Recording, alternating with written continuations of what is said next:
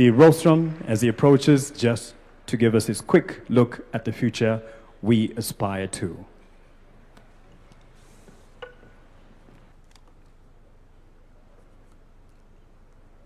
Thank you very much for giving me this opportunity to discuss a very important subject.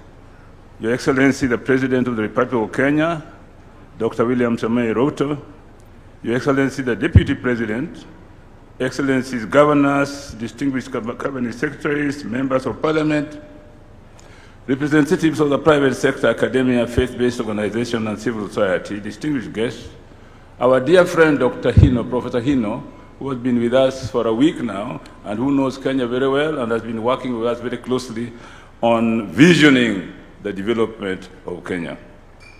Thank you very much, Prof, for coming. We gather here today for an extremely important occasion in national duty. We are here to begin a national conversation on Kenya's development goals for the next few decades. Collectively, here and in all parts of this country, in the days to come, we want to build for the future. To build for the future, we must have a clear view of the future that we desire and commit ourselves to building it, block by block, until we achieve it. Many of us here today in this audience are perhaps asking themselves why this conversation is necessary at this time. Why now? There are three compelling reasons why this conversation should take place at this important time. First, our country has been guided by Vision 2030 as its long-term development plan since 2008. Implemented through successive 5-year medium-term plans, covering the period 2023 to 2027, remains anchored on Vision 2030. But what happens after 2027? This is where medium-term plans becomes important.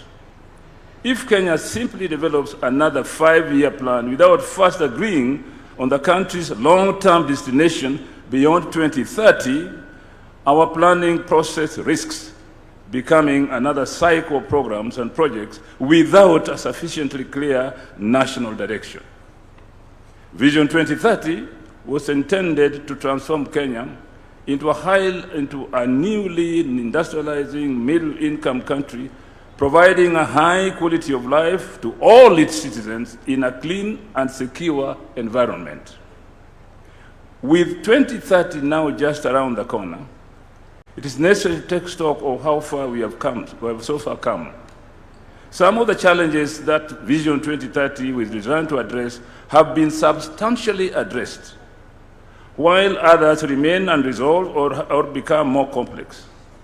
At the same time, Kenya now faces new challenges that were largely non-existent when the vision was conceived, in a global and regional environment that has changed fundamentally since the vision was unveiled more than 2 decades ago. It is therefore necessary to begin planning for the period beyond 2030 and allow sufficient time to formulate our new long-term development goals through an inclusive, consultative, and participatory process in keeping with the Constitution requirement for meaningful public participation. Secondly, the context in which Kenya operates, both domestically and within the regional and global arena, has changed significantly since the implementation of Vision 2030 began in 2022. Kenya now has a younger and increasingly urbanized population, creating growing demand for infrastructure, energy, housing, and social amenities. Regionally and across the continent, Kenya also faces increased competition, including from neighboring East African community countries, as nations pursue greater economic, infrastructural, and technological competition. The global competitive environment is therefore far more intense than it was in Vision 2030, when Vision 2030 was launched. Kenya cannot afford complacency. Sustained investment, innovation, competitiveness, and strategic foresight are essential to ensure that the country does not fall behind. Globally, we are faced with new realities in economic and political fragmentation of the multilateral system established after the Second World War. Geopolitical tensions have brought crisis to our land in ways we have never envisaged. It is high time we began a conversation on how we escape the disruptions such as development in the decades abroad. Thirdly, we have learned valuable lessons from the implementation of Vision 2030 that we need to apply in thinking about and implementing new long-term development vision for this country. Vision 2030 has guided us to some measure of industrialization, political stability, modern infrastructure. There is more to be done to enable us to transition to a high-income, high-value, resilient economy whose wealth is broadly shared among the citizens. There have been fair assessment of successes and challenges of implementation of Vision 2030 done by various state and non-state actors. Some of these assessments have gone further to attribute the limited achievement of Vision 2030 to certain explanatory factors, including but not limited to inadequate financial resources and a weak capacities for coordination and supervision of implementation. We will hear more of these perspectives in the course of this day and in future conversations. Ladies and gentlemen, let me at this point spell out a key feature of this conversation.